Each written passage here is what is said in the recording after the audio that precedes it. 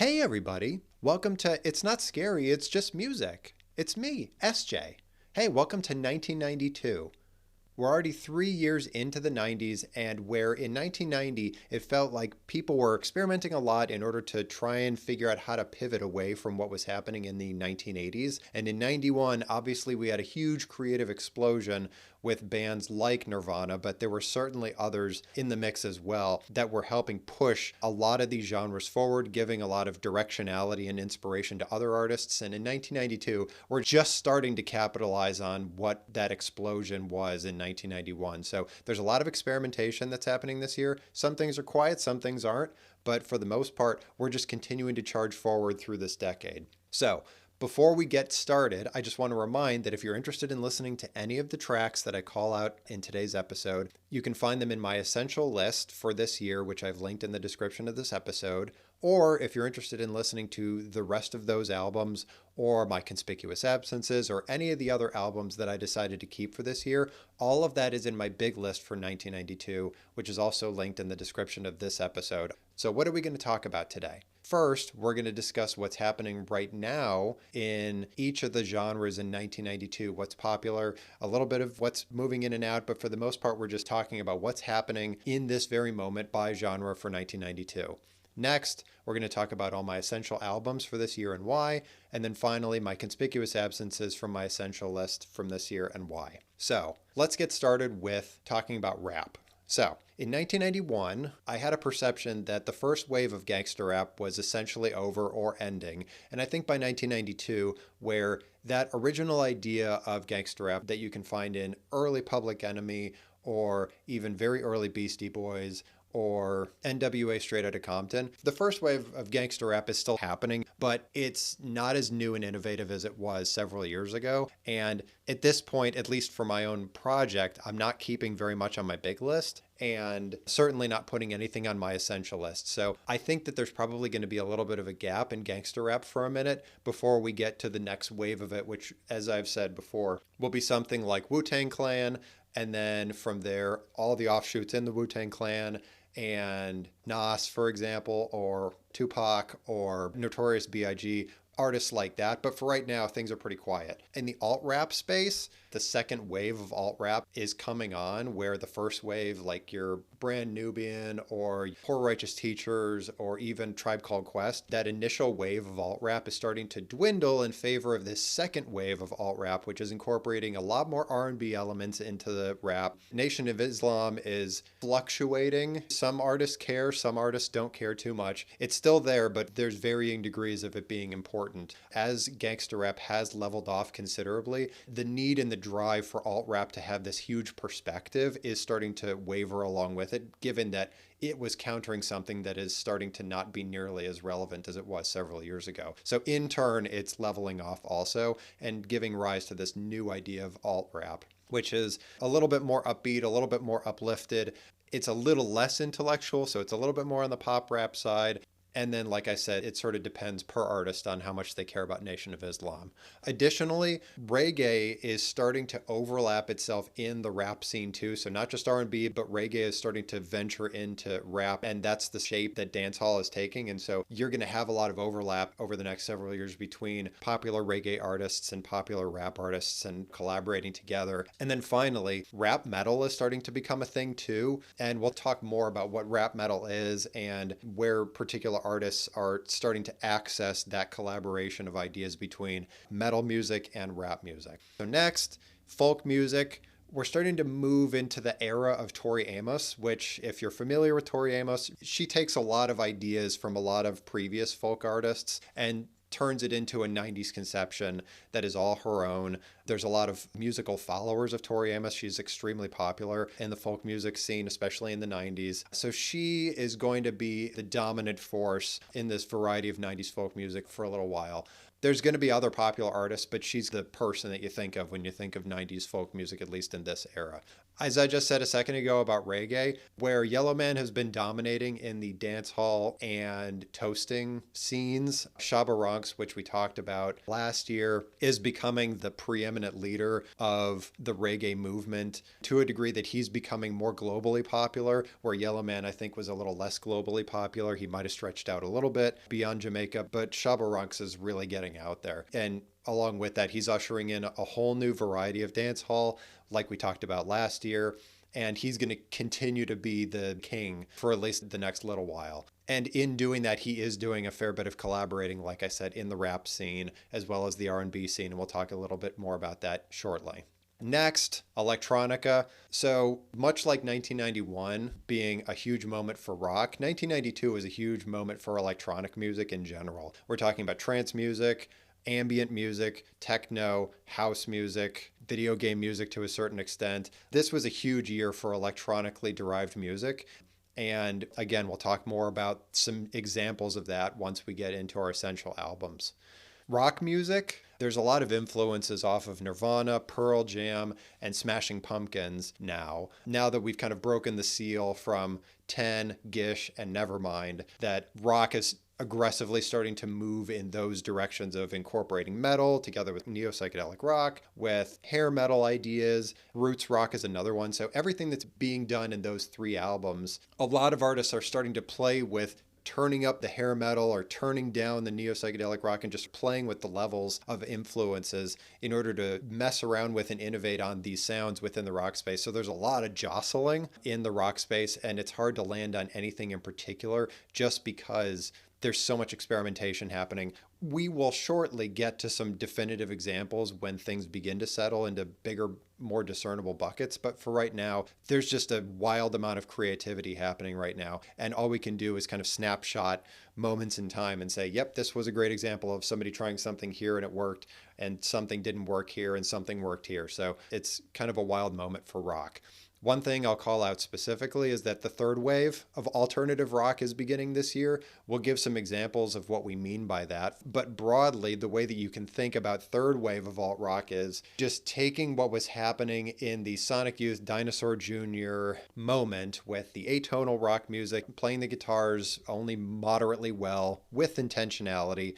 We're just going so far into that direction that it's becoming a little bit hard to process some of this music as being done with intention, except if you really listen and pay attention to the music that we're going to talk about today, you can tell that they're doing it on purpose and it's with intention and confidence. So that's why it's not low quality rock music or low quality alt rock music. It is the future, and it will continue to evolve. And we'll talk about the distinction between those two shortly. Next, metal. Metal is just trying to figure out its way forward at this point. Post bands like Nine Inch Nails or Skinny Puppy, where we were going in really interesting industrial directions, we're going to keep going there. But now that rap metal is starting to become more of a thing, I think that a lot of metal artists, and also with Metallica last year having come out with their album, with the exception of black death doom metal, which again, as I've often said, is its own thing that is just operating independently of everything else. The general genre of metal is continuing to figure out what it wants to do next. And fortunately, we've got a really excellent example this year of where it can go. And spoiler alert, it does start to integrate rap metal ideas in order to show a path forward. So again, we'll talk a little bit about that shortly. Punk. Frankly, in the West, it's a little quiet. Following Social Distortion a year or two ago and Bad Religion several years ago, there's nothing that's been necessarily bubbling up to the surface. I think probably in a year or two, things are going to explode and be different, obviously, because Dookie's going to come out by Green Day, and things are going to change kind of like Nevermind by Nirvana. But for right now, it's pretty quiet. However, in the East, and when I say East, I mean Japan in this case, it's starting to produce some very interesting and new counterculture ideas. And again, we're going to talk a little bit more about that when we get to our essentials. Country, it's another quiet year for country, frankly, on the quality side. I'm sure, absolutely, that there's a lot of country albums that are coming out that are below my radar. so they're not really hitting my big list. And if it's not on my big list, I'm not really thinking about it. But I'm absolutely certain that this music is coming out, but it's just not bubbling up for us in this moment right here. But I guarantee you that pop country and neo-traditionalist country are continuing to happen. We're just not going to talk about it very much. R&B, honestly, it's a little interesting because I think over the last couple of years we've been talking about how R&B has been losing its way post Janet Jackson. There's been one or two artists that are popping up trying to figure out how we utilize this R&B style that is distinctive from pop music. And in this year, we actually do find a way forward in Mary J. Blige. So she's ushering forward a more gospel-oriented sound, and also there's much more rap that's starting to get incorporated into the singing. And in doing that, it's starting to create this R&B persona of a singer slash rapper that is obviously very, very prevalent today. But back then, that wasn't so much of a thing. And so Mary J. Blige is kind of stepping out and providing an example of where R&B can go, where you can do a little bit of rapping, you can do a little bit of singing, you could do both kind of on top of each other. Sometimes you collaborate with other rappers, sometimes you don't. But either way, it's creating a foothold for R&B to find a path forward where previously it's been cycling and not really moving forward very far over the last several years.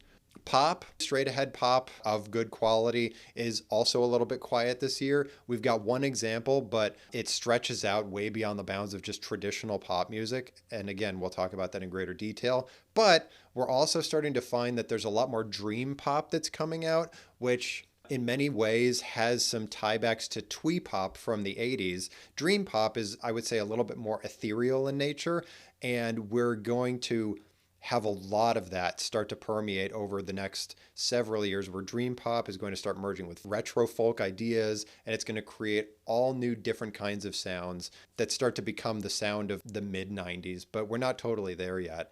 So dream pop is going to become the pop of quality for a good minute. And then additionally, Europe is starting to develop a lot of the really great pop music that we're listening to in this moment, where the United States isn't really creating a lot of high quality pop music.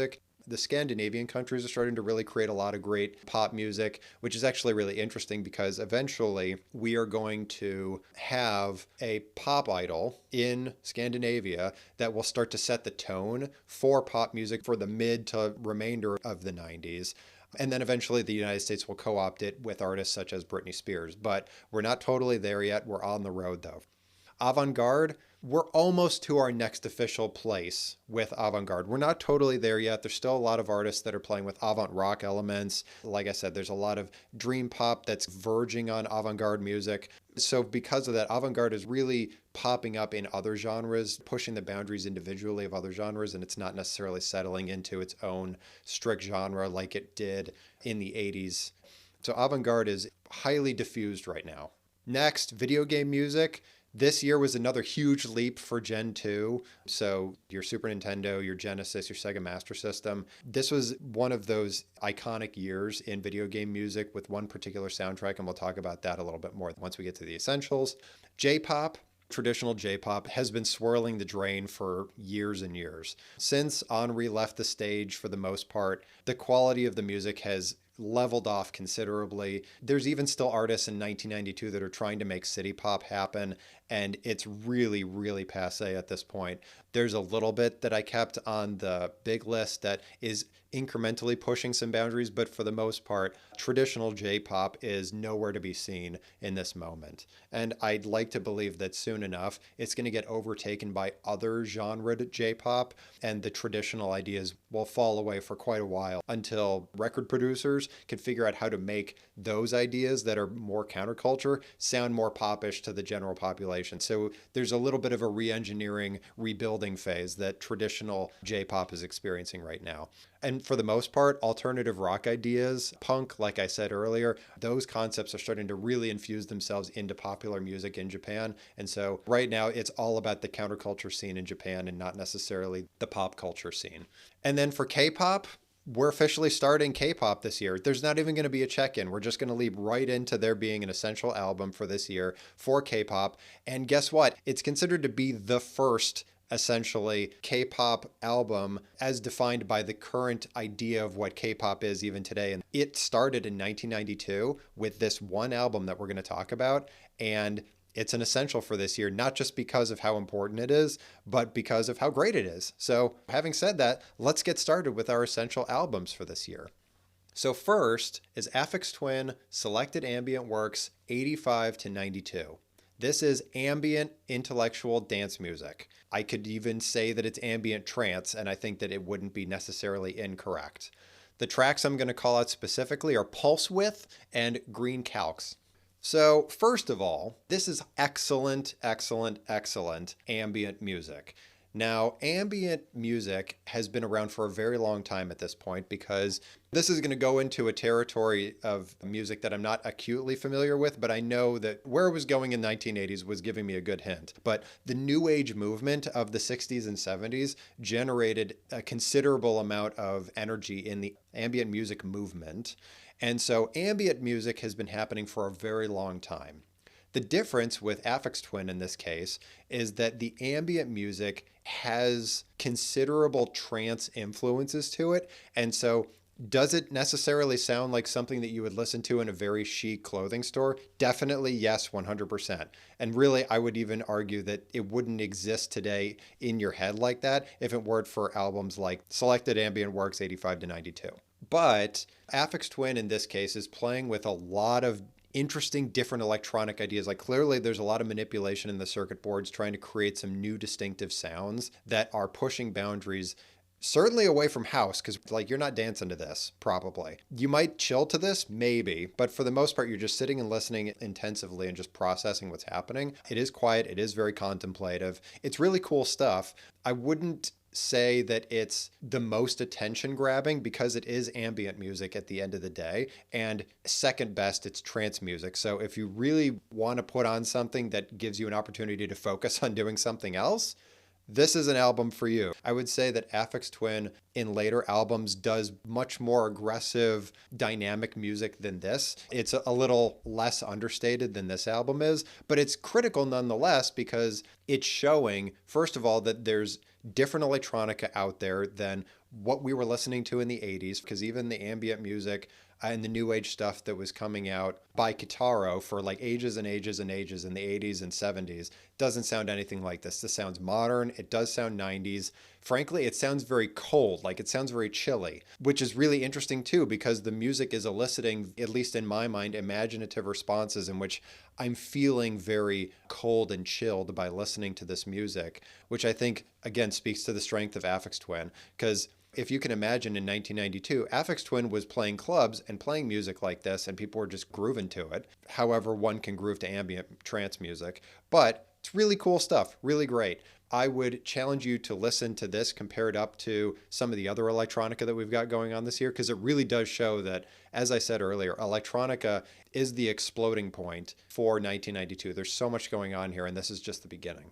So next is Arrested Development, 3 years, 5 months, and 2 days in the life of. So this is second wave alternative rap. And the reason that this is second wave alternative rap versus the first wave, and you'll hear it when you listen to the tracks Mama's Always on Stage, People Every Day, and Fishin' for Religion, all three of these tracks sound certainly like anybody in the Native Tongues Consortium, but there's so much more there. There's more R&B elements that are getting infused into this. There's more funk elements. They're, I would say, a little bit more uplifted. They're a little bit brighter, sunnier. They're a little bit more in your face like gangster rap is. This to me is much more of a balance between alt rap and gangster rap, and creating this new idea that's a little bit more lively. There's even some pop rap elements that are going into it too, so that it's a little bit more relatable to a wider audience. So Arrested Development in this case is doing a really great job taking what was considered to be more underground in the original wave of alt rap, where it was very intellectual, it was very focused on changing culture and building community, and this is taking those, lightening them up a little bit so they're more relatable to a wider audience, and just mobilizing some of those ideas into a more consumable package. It's really cool stuff. It's interesting that they're trying to mobilize both first wave alt rap and first wave gangster rap ideas at the same time in order to, again, create a greater opportunity for a wider audience to consume them and be interested in them, because they're giving a little bit of everything to everybody, and they're doing it really flawlessly. Like if we hadn't been going on this journey and analyzing the different variants of rap so intensively, one could listen to this and just say, yeah, this is really fun, it's consumable, it's interesting, it makes you think, but not too hard. It's really putting the state of things in your face, but not too hard. I really enjoy this. And the reason that we could say that, if you think about it as we've been going on this journey, is because they put all those pieces together into this new, shiny package that is highly consumable. So it's just really interesting stuff. Next, Beastie Boys are back on the list after ages and ages and ages of being off of it, which is great.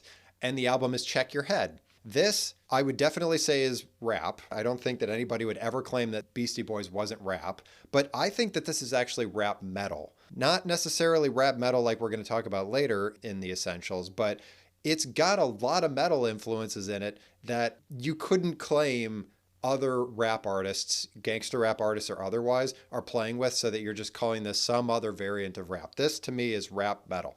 And the tracks to call out that help articulate this: Gratitude, Finger Licking Good, So What You Want, and Stand Together. So, as I said, Beastie Boys hasn't been on the list for a long time, and they've come out with albums since then. It's not like they haven't. But the reason that they're back on the list is certainly because this rap metal idea that they're playing with is super interesting, but also that they're so aggressively pushing boundaries and they're looking for a way to cut back in to the zeitgeist. Because after License to Ill in 1986, so 6 years ago, they came out with the new style, and then they just disappeared, at least off of our lists, off of our awareness, in favor of other artists that were taking those ideas and going even further. They fell out of the spotlight for us. And suddenly they're back in the mix, and their sound is totally and utterly different. It's like last year with Public Enemy and Apocalypse 91. They've decided to tear apart all of their previous conventions, all their previous ideas, and just look at what else can we do? Where else can we go with this? And this is the answer. Like I said, there's a lot more hard rock elements, kind of like Run DMC, except going even harder. There's a lot of metal elements, not exactly metal. Like, it's not, I would never classify this as heavy metal first. But there's a huge merging of rap elements and metal together to create rap metal. And this is a little bit where it starts. They weren't the first, because there was artists that were playing with this a little bit beforehand. But the fact that Beastie Boys saw the opportunity to push boundaries aggressively like they did 6 years ago in '86 shows that they're still really asking themselves, how do they change the conversation? How do they get back in the spotlight and show themselves to be tastemakers at the pinnacle level of rap music? And I would say that they're effectively doing that with this album. So check that out. If you haven't listened to Check Your Head, or you've only listened to License to Ill, give them both a listen right up against each other, because they don't sound hardly anything like each other, with the exception of obviously the affectations of Beastie Boys is very much their own thing. It's very distinctive. You know it's them immediately when they start going, but the two albums are nothing alike. And the fact that they could step forward after 6 years with something so distinctly different is amazing. Next, Bel Canto, Shimmering, Warm, and Bright. This is dream pop.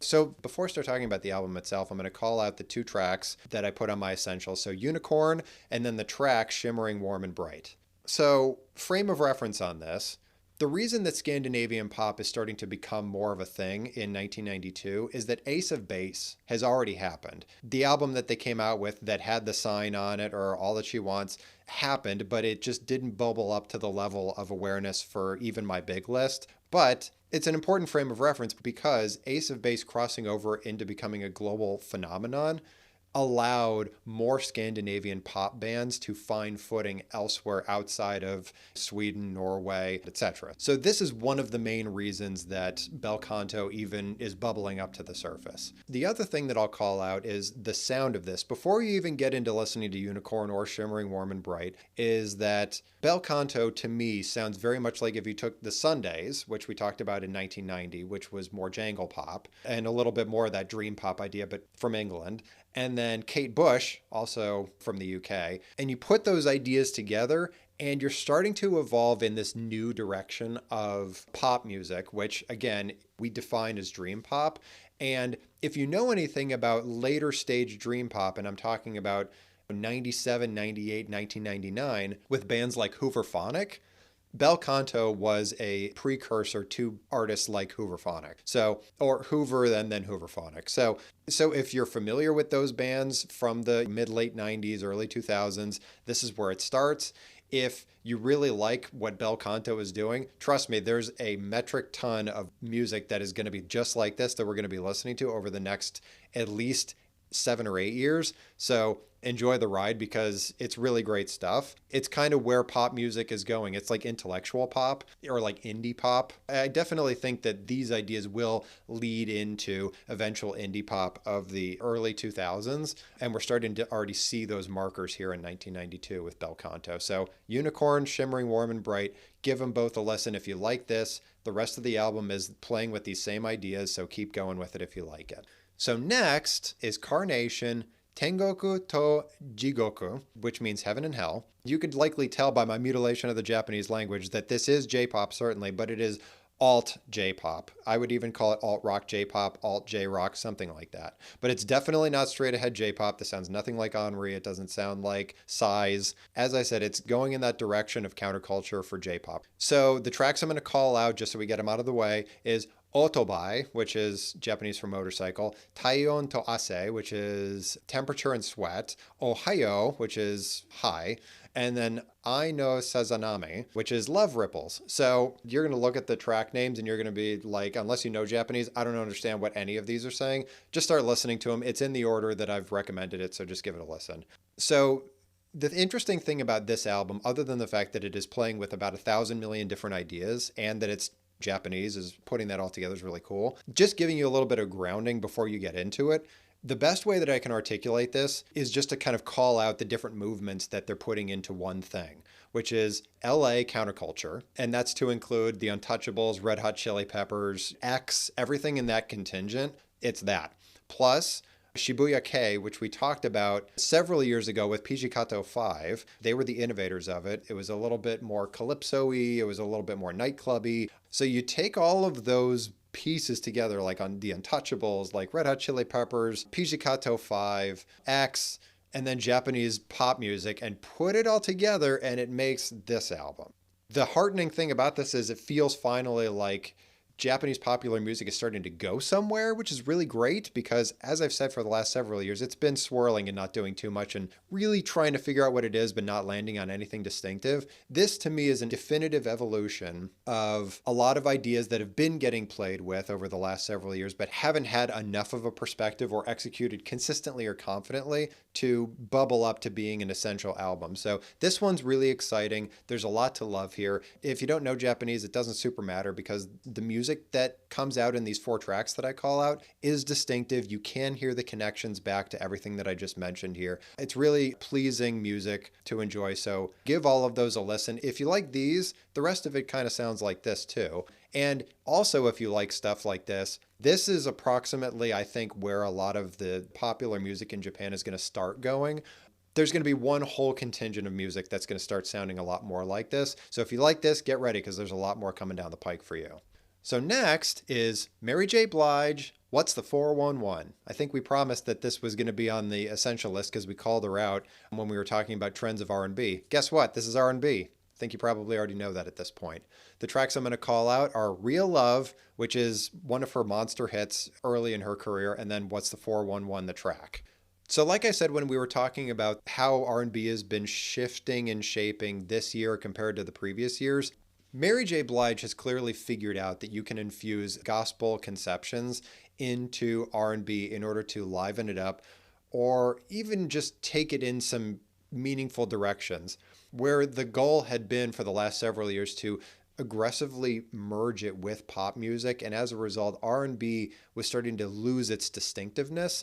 I'd like to believe that Mary J. Blige in this case was perceiving that by reintegrating gospel into the genre, it's starting to certainly take things back to basics, which I think is important because, like I said, we were getting a little bit too far into it just being pop music and it was losing its distinctiveness.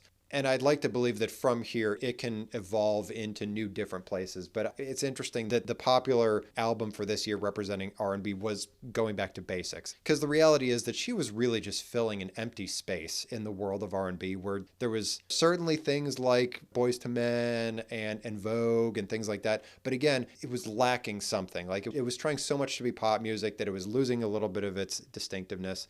And so Mary J. Blige in this case is bringing it back into the fold, which is great. And as I called out before, there's a lot of R&B rap hybrid ideas that are taking place in this album too, which is really great because it is showing the emergence of this new persona in the rap R&B scene, which is this hybrid artist that can do both effectively. And obviously, as we know today in popular music, there's a lot of artists that can do both very, very well at the same time, and that's their value add into the genre itself. So Mary J. Blige was one of the forerunners of that idea, and so she's bringing it forward here. I called out Real Love and What's the 411 because those are, I would say, my favorite tracks from that album. The album itself is a little up and down. It's not hit after hit after hit after hit, but if you do like what she's got going on here, then I'd encourage you to go listen to more of the tracks and get more of a feel for where her inspiration is taking the genre, because I'd like to believe that as R&B continues to evolve through the 90s, we're going to keep seeing influences from her permeating through other artists. So give those a listen, and if you like it, keep going with it. So next is Moby by Moby. This is techno. The tracks I'm going to call out: Drop a Beat, Everything, Next is the E, and Help Me to Believe. So Moby is an incredibly popular techno artist, DJ, however you want to think about that, and has been for, at this point, 30 years almost. It all kind of started with this album. Obviously, he was in the club before he put out this album, but this album catapulted him into the top tier echelon of electronica artists to a degree that him being an old head as he is, he's evolved so much. The possibility that you would think of Moby in a variety of different capacities other than back when he was just a techno DJ is high. But one of the main reasons that he became one of the old heads of electronica and techno is because of how effectively he pulled together all the existing ideas from all the electronica that at least we've been listening to up until this moment, even to include stuff like Aphex Twin from earlier this year, and putting it into this really highly complex package that has a big shine on it, right? It was kind of like Nirvana's Nevermind, where it took about 30 different genre ideas and little affectations and put it together so densely and polish it up so nicely that it seems like it's its own thing, that he's pretty much declaring like, this is the way the techno should go going forward.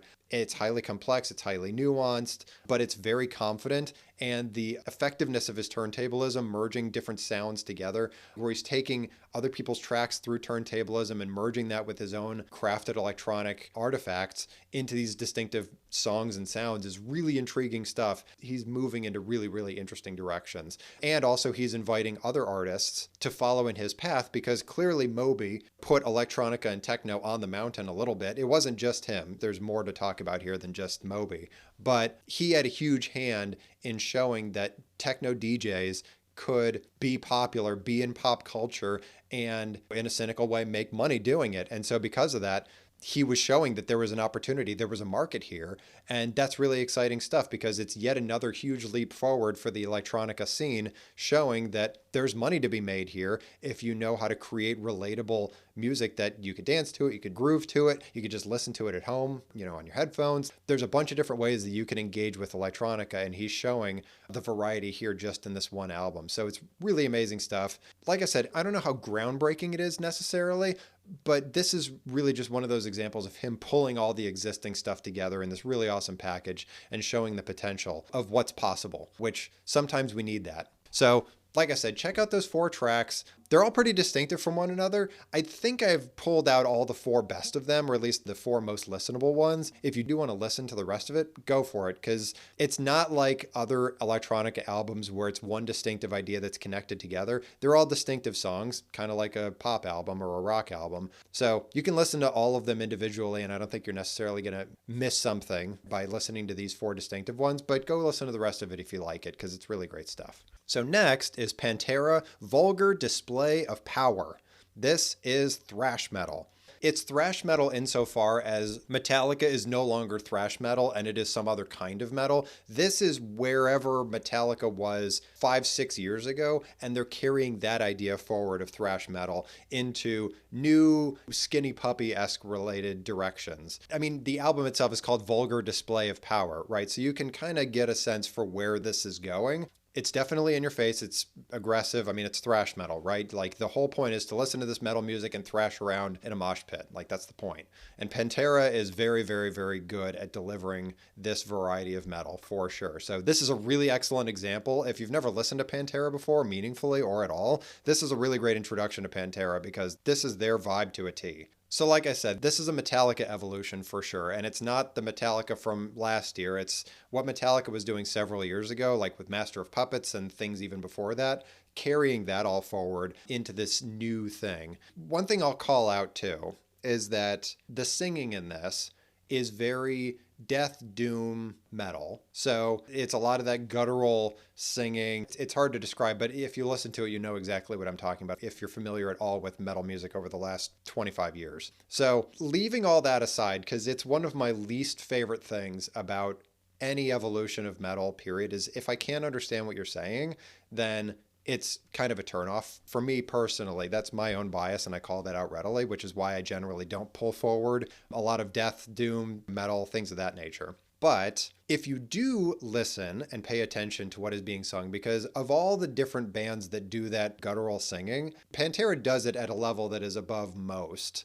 So you could still process it, you could still understand a lot of it. It does kind of fit the vibe of the rest of the music, so it's not like it's happening in a vacuum, which is really great, because if you're going to do it, you might as well do it all the way. That's my opinion. So if you really listen to what's being sung, it doesn't necessarily come across as just being about death, violence, war, things of that nature, despite the fact that one of the tracks I am going to call out is Mouth of War. But the other ones that I'm calling out are Walk and This Love. The other two of which, right, Walk and This Love, don't sound like tracks that guttural singing would lend themselves well to. So that's why I'm saying push yourself past a little bit that variety of singing and just listen to what's being sung. Because if you listen to the lyrics, you do start to hear some really interesting ideas that they're putting forward that does certainly tap into a lot of counterculture ideas, that does tap into love, relationships, deep, deep emotions, things like that. And so because of that, at face value, Pantera, if you've ever heard of Pantera at all or not, and then Vulgar Display of Power, at face value at a distance, you might perceive that that was all about highly aggressive music that is not accessible to most people. But the thing is, if you really pay attention and listen, like put your headphones on and really listen, there's a lot more going on here than meets the eye. And I would challenge you to listen to this music and process it. And again, this is coming from somebody that generally doesn't like music that is offered up to me in this particular way. But I am being totally forthright with you that if you sit down and listen, you might hear something that you really appreciate and connects with something inside you. And you don't necessarily have to say that you love thrash metal going forward or anything of this variety, but let's be honest with ourselves, none of this stuff is scary. It's just music, right? So give it a listen. If you really like it, keep going with it. If you don't like it, at least you experienced it and you know what your take on it is. But don't leave it by the wayside. Don't disregard it and give it that shot. Now, for those that really love this kind of music, putting all that aside, I think this album is really great. And frankly, I wish that there was more of this quality that I could be putting on my essentials lists, because I think that the singer does a fantastic job eliciting emotions and really delivering up their feelings and their intent into the music. And it's one of my favorites for the year. It's just really great stuff. And this is to wit that prior to this podcast and really intensively listening to the music that I'd collected as part of this project, didn't really give Pantera the time of day. But I did as I was doing this podcast and really listened, and I heard some amazing stuff in there. So if you all out there were already on the Pantera train, I'm right there with you. But if you're not familiar, give them a shot. Give them a listen. It's pretty interesting stuff. You might surprise yourself. So next is Pavement, Slanted and Enchanted. This is third wave alt rock. So we talked about third wave alt rock a bit ago when we were discussing the trends. So this is the example of third wave alt rock happening. Kind of along the lines on Pantera, if you haven't ever given Pavement a shot, or you've listened to it and had an immediate reaction to them, I would say if it was a negative reaction, let's take an opportunity to go back and listen to them a little bit deeper and closer. And if you're already in Team Pavement, great. Aren't you so excited that we finally got to Slanted and Enchanted? I know I am. So the tracks that I'm going to call out are Summer Babe, Winter Version, In the Mouth of Desert, and Conduit for Sale. So, it being third wave alt rock, this is definitely a carryover from Sonic Youth, Dinosaur Jr., and Pixies. But there's also a lot of Dead Kennedys post punk ideas going on here, and there's a lot of the Doors going on here for sure. Like whatever the idea of neo-psychedelic rock that was getting into people's heads as far as retro sounds were considered, the Doors is the idea that people think of and elicit when they're trying to mimic retro sounds on the psychedelic side. So like I said, there's all the second wave alt rock stuff, and then Dead Kennedys is in there heavy. Like Conduit for Sale to me is just Dead Kennedys straight ahead. And then the Doors, which is to say that they're taking some of those slacker rock, I don't really care about singing well or playing my instruments really well, with the really heady, ethereal Doors ideas and putting it together in Slanted and Enchanted. Pavement is considered to be one of the most important and pivotal indie rock bands in the 90s, in case you weren't familiar with them. I think that they're also extremely controversial just because their sound is not immediately consumable. Like you really have to sit there and listen and understand, let it work its way into your heart and soul a little bit. And I'd like to believe that we've been priming ourselves fairly consistently with stuff like Sonic Youth and Dinosaur Jr. and Pixies, that getting to Slanted and Enchanted should not seem like this gigantic leap where you're listening and going, wow, they really don't care about how they sound. They really don't care about how they're playing their instruments. They really don't care about eliciting deep emotions about anything. Like it sounds like they couldn't possibly care less about being here, but they also are sort of demanding my attention at the same time, which is a little bit infuriating. Yeah, I mean, that's Pavement. Pavement is great like that. And the fact that they could get so close to that razor's edge between being unlistenable and being listenable and just continue to play with that razor's edge over and over and slice you up a little bit as you're trying to walk that razor thin line is part of the magic of Pavement. Those three tracks, Summer Babe, Winter Version, In the Mouth of Desert, and Conduit for Sale, give them a listen. If you can just process what they're going for and appreciate the direction that they're going in for alt rock music and you want to listen to the rest of it, go for it. If you're already a big Pavement fan, again, aren't we so glad that we're here already? If you're not familiar with Pavement at all, welcome to Pavement. This is pretty foundational stuff, at least in the world of alt rock. We don't hit something this profound for a little while from now, so let's just enjoy this moment that we're in because it's not boring, it's just music, right? This is really great stuff. And so let's engage with it openly and appreciate it for what it is, because Pavement is totally fundamental, totally. Next, Pete Rock and CL Smooth, Mecca and the Soul Brother. This is second wave alt rap, kind of like Arrested Development was. So the tracks I'll call out: Return of the Mecca, Straighten It Out, and They Reminisce Over You, which is Troy, Troy. And it's to honor Troy from Heavy D, who had passed away prior to this album coming out. So it's in honor of him. So this is definitely post-Native Tongues alt rap. It's still obviously very much talking about the Nation of Islam. I mean, it's Mecca and the Soul Brother. We're talking about Islam, but it's pushing alt rap into those new interesting directions. Not so much like Arrested Development was, where Arrested Development's a little bit more accessible, it's a little bit more poppy, it's a little bit more R&B. There's more heavy beats. And I would say that they're going even deeper into focusing on class consciousness, community consciousness, and Islam. So when we're thinking about that second wave of alt rap, one is going in the direction of being more accessible, and one is going in the direction of even deeper into the underground, focusing even more on a highly specific listener base that's focusing even more on intensive Nation of Islam themes and class consciousness and that intellectual side of rap. So two different flavors, very different from one another. Mecca and the Soul Brother is a really great album though, and it is a great juxtaposition to 3 years, 5 months, and 2 days in the life of Arrested Development. So give that a listen, give Arrested Development a listen, and really see how they're different. I would even challenge you to listen to this album and then go back to a year or two ago and listen to People's Instinctive Travels by Tribe Called Quest and hear how Pete Rock and CL Smooth are evolving alt rap even beyond that into this next era, which is really cool stuff because that evolution happened fast and furious. I mean, we've only been dealing with alt rap for a year or two and it's already aggressively evolving into its next thing. So really cool stuff, really interesting. And again, if you're tracking the storm that is the Nation of Islam permeating through rap, there's a lot of it in this. So if you really want to get a real good sense of where it is in this moment in time in 1992, it's all over this album. So give it a listen. So next is Rage Against the Machine, Rage Against the Machine. This is rap metal, but really I would say it's more metal rap than rap metal because Beastie Boys was rap metal. This is definitely more metal than it is rap. The rap is incidental in how Zach De La Rocha is executing the vocals, but This is definitely a rap metal hybrid. Rage Against the Machine's first album is crazy fundamental. It's a critical album in the history of metal music, in the history of counterculture music. They embody the anti-establishment counterculture like they are it. And the music is fantastic. Nobody can deny that. It is some fantastic music. The tracks I'll call out: Bomb Track, Killin' in the Name, and Wake Up. All three insanely popular hits. I mean, nobody can deny it. It's Rage Against the Machine. I know I can keep saying that for people that aren't familiar with Rage Against the Machine and that doesn't resonate with you at all. So Rage Against the Machine is clearly a Nine Inch Nails evolution.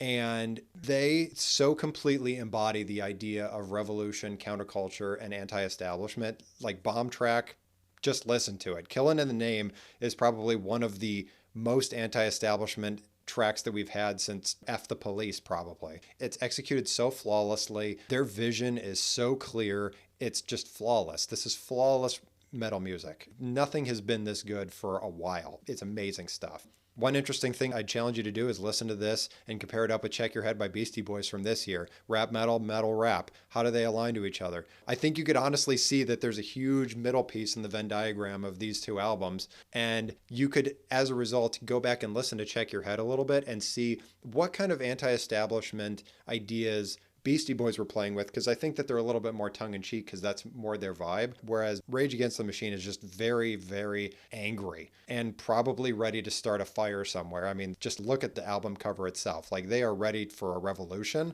Beastie Boys, not so much. This album is amazing. It set the tone for a lot of metal going forward, thank goodness, because I think that there was a little bit of losing its way where Nirvana had started to co-opt a lot of metal conceptions. This sounds more distinctly metal again, and it's definitely different than Pantera, thrash metal. So there's a lot of variety in the metal scene going on right now that we can all kind of line up to one another. You could also, if you were interested, line up what's being talked about in Vulgar Displays of Power and Rage Against the Machine, the album, and see, again, where's everybody's head at? Because I think that as we're in 1991, 92, we're really getting into the foundational characteristics of what people would consider to be Gen X in Western society, Generation X. And it's definitely albums like this one by Rage Against the Machine that are showing that resistance to authority, those ideas coming across in this album. So this is pretty quintessential Gen X stuff, kind of like Nevermind is.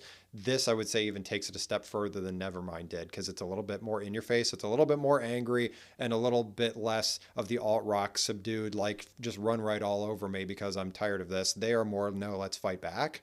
So great album, great stuff. Next, Red House Painters, Down Colorful Hill. This is sadcore. So we've talked about slowcore a fair bit already over 1990-91. We've also talked about shoegaze a fair bit, both in those years too, and then before. Sadcore is something even different than that. Honestly, it's like taking slowcore and shoegaze and then putting it on lithium. So it's even slower, it's even quieter, it's even more intense. There are melancholy elements to it that feel like you're in a malaise as you're listening to it. In many ways, it's like if the Smiths were doing progressive rock. Like, the tracks are super long, which is why I'm only calling one track out, which is 24. So the tracks go on and on and on in a good way. I mean, I think you can really kind of get into a headspace with the length of some of these songs. It's really cool stuff. Kind of like slowcore was, where again, the tracks are super long, and then shoegaze too. Red House Painters is a really interesting band because they're going to keep popping up over the next few years, kind of like Pavement. There's a lot of parallels between Pavement's run and Red House Painters' run. That Red House Painters really do sit very well in these very elongated, drawn-out tracks that are highly contemplative. They're very quiet. Some of the poetry and lyrics that are going on in the songs is a little bit mysterious. Some of but it's all coated in this really thick blanket. It's really hard to describe sadcore. I mean, like I said, just check out the track 24 and you'll start to hear what I mean about it being like slowcore and shoegaze on lithium. But that's what it is. And I would recommend giving it a listen. If you like 24, the album itself is not particularly long, so you can give other tracks a shot if you're interested. They all kind of go in the same direction as 24 does. 24 is just, I think, the best example of what's going on in the album as a whole. But I really like Red House Painters because it's a really good, chill, come down record after you've been listening to Rage Against the Machine. So can't recommend it enough. But if it's not your vibe, at least you would have listened to it and processed it. so that you can move forward, because there starts to be a lot of that sort of sadcore, slowcore, shoegaze, really slow, drawn out ideas that are then linked up with things like roots folk or neo folk, neo psychedelic rock. Like these ideas start to get coupled up and collaborated with other ideas to make new things. But this is one of those building block elements. So give it a listen just for your own musical education, if nothing else. Next is Seotaji and Boys, and the album is Seotaji and Boys. So this is K-pop. We're just officially jumping right into it. Like I said, we're not doing a check-in, we're just officially doing it. And the reason is that this album is just that good. So the tracks I'm going to call out before we get into talking about K-pop, because we haven't really talked about K-pop at all, so I'm going to have to give a little bit of an explanation on this one and then give the tracks a listen. So the tracks I Know, You in the Fantasy, In the Time Spent With You, and then Blind Love, which is just I Know, the track, except it's in English. So there's the Korean version of I Know, and then Blind Love, which is I Know, but in English. So you can get an understanding of what I Know is about, but you can actually understand the lyrics in Blind Love, because it's the same exact song. So here's the thing about K-pop. So Korean pop music has been happening for the last however long, decade, 2 decades. It's about as long as J-pop has been around in whatever form or fashion it's been taking. And K-pop has basically, up until this point, been akin to what traditional J-pop has been even before city pop, which was ballads and traditional music and crooning and really basic stuff. And the thing about Seotaji and Boys is, first of all, it's the first example of really breaking out of that traditional pop mold. It's as if we leapt from 1957 up until 1992 all of a sudden. Like, Seotaji was the only person in Korea that was listening to anything other than this music. And when I say anything, I mean he was listening to Western R&B, Western rap music, Western pop music, electronica. He was listening to all of that stuff, and he put it all together into this package that was this first album that totally blew the roof off of people in Korea's understanding of what pop music in Korea could possibly be, because he was the first to innovate in K-pop what we know to be such a standard of K-pop today, which is boy band girl group ideas as they are today in K-pop, because they didn't necessarily just start doing that after NSYNC and Boyz II Men and Backstreet Boys and whomever else were doing that. They started by doing that. And then taking those R&B elements, so there's a lot of R&B that's going on. There's certainly some ballads in there. So there's that holdover from early traditional Korean popular music from ages ago. And then infusing rap breaks into a lot of your songs. So I Know is a really great example of that. It does that thing where it's got R&B, it's got turntablism, it's got rapping in it, it's got the whole thing in it, and it sounds very much like K-pop as we understand it today in the 2020s. So Seotaji was doing that in 1992, and this is the beginning of everything. The interesting thing about K-pop, before I move off of it and you just get to go enjoy the music, is that K-pop as an idea is so interesting because it was pulling together so many modern ideas at the time. Because we talked this year about Mary J. Blige taking rap and R&B and putting it together into one distinctive package, and Seotaji did that also in Korea on this album. And then it just became the personality of K-pop for the next 35 years, as it's been approximately. That's just what K-pop is. Like, even today with BTS and those that have come after BTS still sounds like this idea today. It's definitely infused a lot more modern ideas, because this really sounds like rudimentary by comparison, but it was still there. All the pieces and parts were there. And you could really tell just listening to this album that all K-pop has done since 1992 is just tweaked until they've gotten to what they are today. But the structure is basically still the same as it was in 1992, which is super interesting because it took decades for the rest of the world to become familiar and appreciate the quality of K-pop. So for right now, Seotaji and Boys is just a Korea thing. It's just in Korea. And it's not this global phenomenon that K-pop is today. So give this album a listen. Those 4 tracks that I call out are really great. There aren't many more tracks beyond that. Give the rest of it a listen, because this is the beginning. It's the literal actual beginning of K-pop as we know it today. So enjoy your history. Next is Shabaronk's Extra Naked with an X. This is reggae. We talked about Shabaronk's last year in 91 with As Raw as Ever. So this is just the very next year.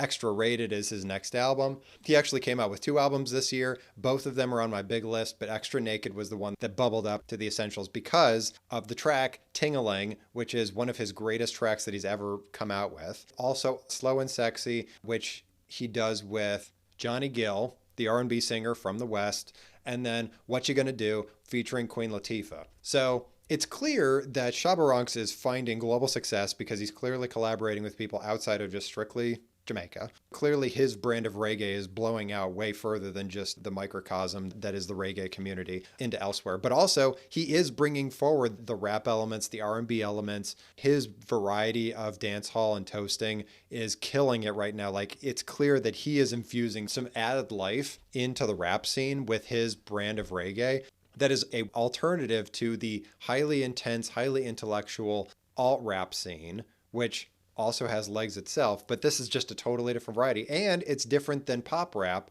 so it's a little bit more interesting. It's a little bit more engaging than Vanilla Ice, for example. This is a little bit harder than that, and it's just really great stuff. He's clearly elevating himself to the pinnacle. Like, he's supplanted Yellow Man. He's on top of the mountain. He's clearly finding his stride. This whole album is totally effervescent. And what's super interesting about this too is that he's building up others. Like, he's making Queen Latifah sound even better. He's making Johnny Gill sound even better than they already were just by his infusion and his flavor being thrown in there. So that speaks to how great he is and how effectively he can add value to other people's work just by being there. So it's really cool stuff. Shabba Ranks, just such a great artist for early 90s music, generally speaking. He's great stuff. This is some of the best of the year for sure. Give it a listen. If you like these 3 tracks, give the rest a listen because it's all amazing. He's just fantastic. So fun. So fun. Next, Spiritualized Laser Guided Melodies. This is avant rock. So this is Spiritualized's first album. I love Spiritualized. Spiritualized is one of my favorite artists from the 90s generally. I love the stuff that they do. And I say that too, just because I've mentioned before how much I like the Chameleons. This is definitely going in that Chameleons direction. What I would also say beyond this, just because of how amazing this music is, because it definitely does take avant rock into really interesting directions, is this is like taking U2 and Chameleons and like Neutral Milk Hotel and putting them all together into this interesting package. That's pretty profound considering that that's like in the middle of a 15-year range in rock music history, maybe even 20. So that's really cool stuff. Also, this is early space rock. So even before Radiohead was doing space rock on OK Computer and a little bit beforehand, Spiritualized was doing this several years before and really playing with those really spacey, ethereal rock ideas while pulling in that neo-psychedelic idea, pulling in retro folk ideas, pulling in second wave alt rock ideas, and it's making, I would posit, the beginnings of indie rock music that we understand and know of the late 90s or early 2000s. And like we were saying before about Pavement, there's more Doors influences here. So that retro psychedelic idea, you're really starting to see now how those retro psychedelic ideas are turning into neo-psychedelic rock in the shape of space rock and things like that. So there's a lot going on here. The tracks I'm going to call out, You Know It's True, If I Were With Her Now, and Shine a Light. 3 amazing tracks. Fantastic, amazing tracks. I listen to this album front to back almost always. I almost never listen to this just one track at a time or one by itself. I hadn't been aware of Spiritualized before I did this project, and then I came onto them. And since then, it's been kind of a love affair. So really love Spiritualized and everything that they do. This is only the first of theirs.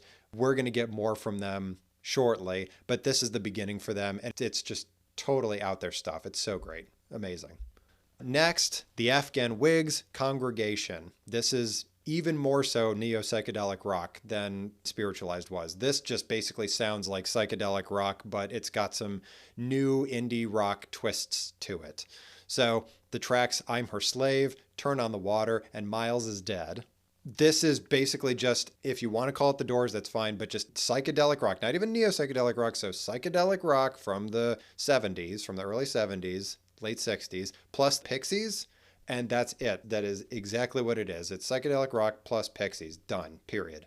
If you like both of those ideas put together in your head, go give it a listen. And you listen to it and go, yep, that's basically exactly what SJ said it was. And it's great stuff. The Afghan Wigs have been one of the great tent poles of the neo-psychedelic rock movement, or early 90s rock music. They've been considered as such for ages and ages. They're pretty fundamental in their own right. This to me very much sounds like early 90s rock music on the way towards late 90s rock music. So give this stuff a listen. It's really great stuff. I love the Afghan Wigs. Always a fun, interesting listen, especially if you really want to get some of those building blocks for what's to come with indie rock music over the next 6-7 years. Afghan Wigs is giving you the road to get there. So next is the Prodigy Experience. It's kind of fun how they did that, right? It's the Prodigy Experience, or Experience the Prodigy. Either way, the Prodigy Experience. So this is techno. I would say that if you were ever at all thinking about what techno might sound like, regardless of what year it is, this is about as techno-y as techno could possibly ever sound. The tracks Jericho, Music Reach 1, 2, 3, 4, and Out of Space. First of all, Jericho just sounds like techno, straight ahead. Like if there was an auditory definition in the dictionary of what techno music sounds like, it would be Jericho.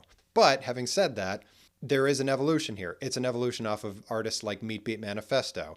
But despite that, it's totally changing the way techno moves. Like this does sound like Moby, but Experience has its own approach. It's got its own perspective, and that perspective is completely cutting through whatever has been holding back techno music for the last 4 or 5 years. Maybe the beats didn't change enough. Maybe the samples needed to be changed up and freshened up a little bit. Whatever it was, the Prodigy figured out whatever that secret sauce was in order to create highly listenable, highly danceable techno music. You could play it in the club. You could listen to it and dance in your own house. You could just listen to it and groove with it. You could listen to it and tune it out and do something else. Scores and scores and scores of people have listened to the Prodigy Experience over the course of their lives, doing things like exercising, writing books, playing video games, whatever it is. And I guarantee you that this album has been the backtrack and soundtrack to many people's lives across this entire world. And that just speaks to how amazing this album is, how expertly crafted it is. I mean, the fact that they called themselves the Prodigy and yet still managed to deliver on that lofty expectation that they set by just calling themselves a natural born genius at this, and they deliver, kind of amazing. I would compare this up to what Moby is doing in his album this year, because the Prodigy Experience sounds even more so like it has a very particular perspective, where Moby was trying to draw a string around many, many, many different ideas and hit all of them at like 80%. The Prodigy Experience hits techno 150%. Like they are firing on all cylinders and giving you exactly that flavor, and they're doing it perfectly, impeccably, immaculately. So give this a listen. If you've never listened to the Prodigy before, or listened to this album before, or you haven't listened to this in 30 years for whatever reason, go back and enjoy this one, because it's really cool stuff. It's techno to a T. It's capital T techno. Can't say any more about it. It is totally prototypical techno. And I guarantee you're not going to get something more specific about techno than what this is. Even if we listen to other albums after this that are also just highly indicative of techno, this is it. So give it a listen and enjoy it. So next is Vanessa Paradis. Vanessa Paradis. This is probably pop music. It might be avant pop. It's mostly pop music. The reason that I have a question mark around whether or not this is strictly pop music, because I definitely don't think this is like traditional, it bubbles up and then the bubble pops and then it's over sort of thing, because it's a lot higher quality than that, is that she spans so many different genres in this album. It's really, really hard to define. And one could say, well, wouldn't that probably be avant-garde music? And I would say, sure, but there's also avant-garde music in here, but then there's also crooning and nightclubby sounding music and actual pop music, and there's a little bit of rock going on. It's kind of all over the place. She's pulling about a million different retro ideas together with this highly unique voice, which, as a warning, I guess, is her voice is not going to be everybody's cup of tea. But it's not scary, right? It's just somebody's voice. It's a beautiful voice. She has great range and she has total control over her voice. Can't be denied. But the tone of her voice, it's pretty high. I don't know that everybody can get into that. I think it's a beautiful voice, but that's my opinion. It's totally subjective. But the tracks I'm going to call out, Natural High, I'm Waiting for the Man, and The Future Song, all three, yeah, you could define them as pop songs. They're very distinctively different pop songs from one another and different than all the other tracks on the album. It's a shame because I don't know that a lot of people know about Vanessa Paradis other than being connected to Johnny Depp because they were together for a considerable period of time. But she's a great singer, great artist. I think at the very least, given the ambition that she or her producers or whomever, like given the ambition of this album generally, I would give it a listen and give it your time just because there's a lot going on here and a lot of interesting ideas being played with. And truth be told, it is showing that Europe is continuing to lead the charge on pop music again, 'cause she's French. And at the same time, that there's a lot of uncertainty around the realm of pop music if she and her producers and handlers are trying to throw a million ideas at the wall and seeing what sticks so that they could find some kind of foothold to figure out where pop is going next. I would say that this is a really great example of that creative pursuit, trying to sort that out because they're throwing so many ideas at the wall and they're seeing what works and what doesn't. And fortunately, she's got a great voice, and so she can deliver on all these different ideas. But there's a lot of ideas here nonetheless. So give those three tracks a listen. If you like her voice and you like what's going on here, give the rest a listen. She's great. She's really great. I didn't know about her really before going on this journey, and now I do. Have a really great appreciation for her. I'll usually just listen to this whole album just because, again, it's a nice way to cool down after listening to some of this other more intensive music like the Prodigy Experience. So it's a great juxtaposition for sure. Next is Yuzo Koshiro and Motohiro Kawashima, the Streets of Rage 2 soundtrack. So this is second wave video game music. So we talked about at the beginning of this episode in the video game music space that there was one particular album that came out this year that was a pinnacle in the entire history of all video game music, which frankly is only about 20 meaningful years, maybe 15. And we're already several years into it. So we're not quite halfway through the epic saga that is video game music just yet, but this is one of the greatest milestones that is widely agreed upon in the video game music or even video game appreciation space, let alone the video game music space. And there's a lot of reasons for that. But before I get into those in greater detail, just call out the tracks. So Go Straight, Spin on the Bridge, Dreamer, Under Logic, and Slow Moon.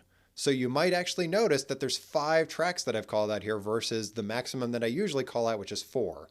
And the reason that I call that 5 is that they are very distinctive from one another. They are all extraordinarily ambitious, and they really, really show off this monumental moment in video game music history where I would argue there might be fewer than 10 albums in the entirety of video game music history that are anywhere even remotely close to how good this is. And the reason I say that is that there is such an incredible amount of influence in electronica, R&B, turntablism, rap, everything in this album. It is insane how good this album is. First of all, just giving you a little bit of context for this game, because it's funny as you listen to this music and going, what kind of game would this music fit into? Honestly, it's just an action game where you're just basically beating up a bunch of different people over the course of several levels until you beat up some kingpin of a crime syndicate. Like, it's pretty straightforward stuff. It doesn't have too much going on besides that, but the soundtrack is insane. I have no idea why they gave the artists of this soundtrack so much leeway to infuse so much of their influence into it. But the reality is that, like I said, almost everybody agrees that if you're thinking about even the top 3 video game soundtracks of all time, this is one of the top 3 and usually is somewhere in the top 2, if not number 1. And the other thing that I would say too, as I could talk about the soundtrack forever, I really think you should just go listen to the tracks and just appreciate them for what they are. But while you're doing that, I would challenge you to listen to a lot of the potential influences from other artists that we've been talking about this whole time that have led us to this moment, like Black Box from 2 years ago. They've definitely influenced some of this music. The Shaman definitely influenced some of this music. Even things like Meat Beat Manifesto and Technotronic, it's everywhere. It's all over this album. It's clear. It's so amazing because in that moment, it was coalescing so many of those electronica concepts across artists, and they put it into one soundtrack that was like not only the greatest hits of house music at the time, of techno and trance music at the time, and break beats and turntablism, but they're their own distinctive things. Like they're their own unique tracks that these two artists came up with that were just deeply influenced by some of these other artists, and they just created this wonderful thing. It's literally one of the best ever. It's just one of the best ever, period. People can quote me on this forever and ever, and I will go to my grave with it. And it's not really that high of a hill to die on because most people agree with that one. So give those tracks a listen. They're unbelievably phenomenal. They're so great. I mean, Spin on the Bridge specifically, really challenging track to listen to, but the break beats are so ambitious on that track alone. You really have to wonder how the company that put out Streets of Rage 2 let that kind of music go, because it a little bit gets in the way of playing the game itself, because you're kind of fighting and fighting and fighting these guys. And then this music is just assaulting you while it's happening, and it distracts from the game because it's just so all encompassing in your senses. It's wild stuff. It's wild. I mean, there's people out there that will literally just keep playing this game over and over and over again because it's kind of easy, especially if you've played it a million times, just to listen to the soundtrack because it's that good. It's crazy. It's crazy. It's amazing.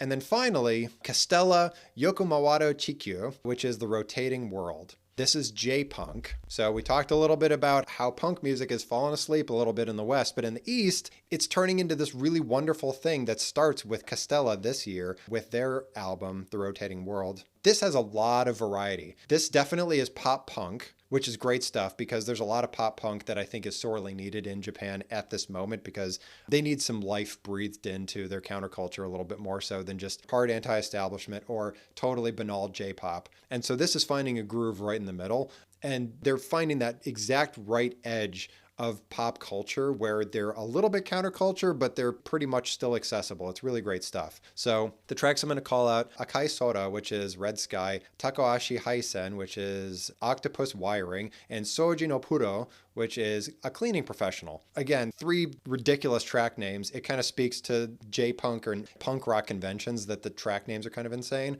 So it's just pop punk. It's really great stuff. This is a lead into other pop punk that's to come, which I'm also extremely excited about, but I'm not going to talk about yet. But go listen to these three tracks. They're really great. To me, it's not only important because it's really fun, even if you don't understand Japanese, but that it provides a pathway to so many artists that are trying to find a way to cut in where they can come across as being a little hard-edged counterculture, but not so much so that they're inaccessible, because this definitely is still accessible to your average teenage consumer in Japan, which is what we're shooting for when we're thinking about pop music, right? So this is really great stuff, and it is a lead into so much more to come, so it's great stuff. So before we talk about our conspicuous absences, I'm actually going to call out an honorable mention, which we've never done before, but I'm calling it out just because it's something that we would never ever talk about, and we won't even talk about it in the wrap-up because it's hardly relevant, but something that is meaningful in my music listening journey as I've been going along here that won't get a mention otherwise. So the album is Jun Ishikawa and Hirokazu Ando, and it's the Kirby's Dream Land soundtrack. So the reason I would never call this out ever is because it's on the Game Boy, actually. So it's definitely first-gen video game music, but it's even more simplified than Nintendo was. So there's no way from a quality of music perspective we would ever get there. And it came out in 1992, which, considering if you listen to the Streets of Rage 2 soundtrack, Kirby's Dream Land soundtrack is totally irrelevant from a music quality perspective. Having said that, though, the reason that I call it out as an honorable mention is that the two artists that made this soundtrack on the Game Boy, no less, is astounding.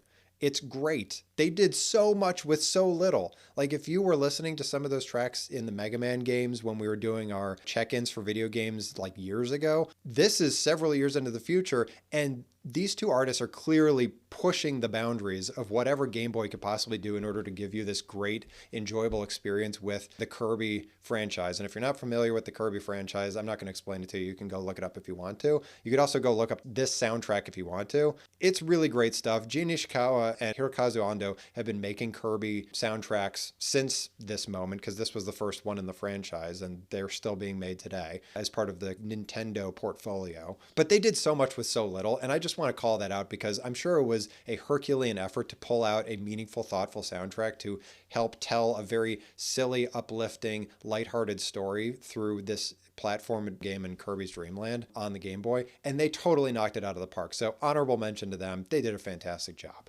Okay, let's talk about conspicuous absences.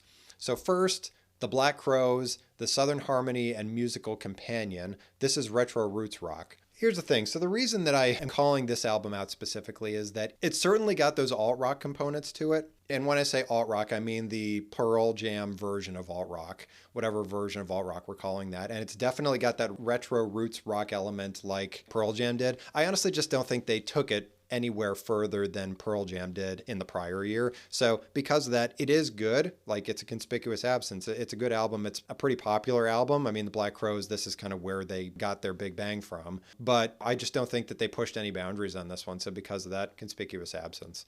Next, The Far Side, Bizarre Ride to the Far Side. This is wave one alt rap. The thing is, it's really good, but again, it's not changing very much, and we're starting to get into a second wave of alt rap.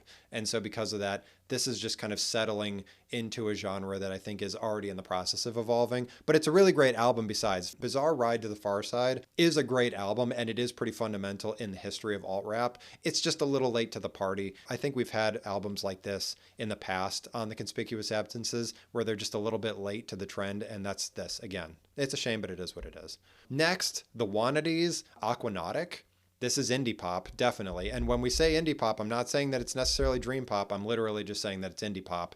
When you think about indie pop in the late 90s, this is that. It's Swedish indie pop too. To me, this sounds like the beginning of Swedish indie pop in all of its many facets to come. Like, this sounds very, very foundational, but in sounding very foundational, it doesn't carry anything really, really far. They kind of sit on a couple really good ideas and swirl on them, but for the most part, they're not aggressively pushing boundaries. They're just executing indie pop well. And there needed to be a little bit more than that in order to make the essentials this year. Still give it a listen though. Aquanautic, great album by the Wannadies. Can't recommend it enough, but it just didn't hit the heights. Next, I talked about her at the very beginning of this in the folk section, but Tori Amos, Little Earthquakes. As I said, this is folk music. I don't know that there's necessarily a lot to say about Tori Amos. I know that a lot of people really love her. They love her lyrics. They love her affectations and how she sings.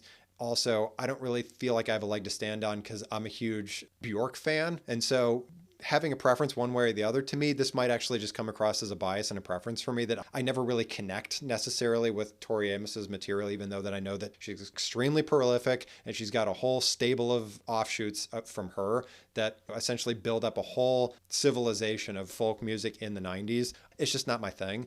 Maybe I'll come around to it as we go along here, kind of like what happened with hair metal, but for right now, it's not happening for me, even though I know Little Earthquakes is a big, big moment for her. And then finally, Ween, Pure Guava. This is avant rock. I think that there was a lot of really high quality that came out this year, even in the avant rock space. And I think that Ween, while extremely ambitious, there were tracks on it that I just didn't connect with nearly as well. And as a result, like the heights were pretty high, but the lows were super low. And as a result, it was really hard to reconcile putting onto the essentials an album like that, which Pure Guava is a classic from Ween. And Ween is really great. And like I said, highly ambitious, highly creative, but there were some lows on there and I just couldn't get on board with it. But I know that Pure Guava, the heights that that album gets to are some of the highest heights of this entire year. It's hard though to reconcile a really mixed bag of an album like that though, at least for me. But having said that, all of this is just one guy's opinion, right? Maybe I'm super duper wrong about Tori Amos, Little Earthquakes. Maybe I'm super wrong about Pure Guava by Ween, or I should have put Black Crowes on there. Who can say? What did you agree with? What did you disagree with? What did I miss? As we're starting to go further into the 90s, the possibility that I'm going to miss something goes up and up and up and up, because you might notice in my big lists that they're getting longer and longer and longer and bigger and bigger and bigger. And it's becoming harder and harder for me to really nail down my 20 albums that I'm keeping, because there's just so much quality here and there's so many different ideas and major trends that are bubbling up in this decade that it's really hard to keep track of all this stuff, I'll be honest with you. So the possibility that I miss something is ever increasing. What'd you learn this year? Beyond the likely that Streets of Rage 2 soundtrack is one of the greatest that ever has been and probably ever will be. Did you learn anything else? Did you learn more about Shabba Ranks maybe? Did you learn about Spiritualized and how great that was? Or did you start to learn something about K-pop, right? Because maybe you know about K-pop from today. Maybe since you heard Gangnam Style for the very first time in 20 whatever, up until this moment, and you didn't really know the history, and now you know about Seitajin Boys. Maybe. Hopefully you learned something. I mean, there's a lot of electronic music that happened this year that was amazing, and there's a lot more of all of this to come. So I'm excited for us to keep going on this journey. So don't forget to check out my essential playlist for this year and my big playlist for this year, both of which are linked in the description of this episode. Please join us again for 1993. Make sure that you rate us and comment wherever you're listening to us. Make sure you find us on Instagram at Not Scary Just Music Pod. Make sure that you subscribe so you don't miss every episode that we're coming out with every week, or any interviews that we're doing with some of the artists that we're highlighting in our episodes, or maybe not. There's a lot of artists that are coming to us that are interested in telling their story. So make sure that you are subscribed so you know when those episodes are dropping. Make sure to tell your friends and your neighbors and your further outside neighbors and your schoolmates and your parents, and I don't know, tell strangers on the bus, bump into people randomly in grocery stores and while you're out walking, and tell them all about it. Because I think that we're all really learning something here about a lot of this music. I certainly know that I am. And considering the really wonderful community that we're building here around this podcast, says to me that all of you out there are also learning something and enjoying something about what I'm talking about here, which is the entire reason why I'm doing this. So let's make sure that we bring as many people as we can in here so that we can all enjoy it together and discuss and argue at length. Because the only way that we can really appreciate all this music, even if it's stuff that I agree with or don't disagree with, like I'm going to go after this and go listen to more Tori Amos and see if I can understand something that I didn't understand beforehand. Because at least for me, and hopefully for all of you, there's this shared agreement that none of this music is scary. It's just music. Thanks for listening, everybody.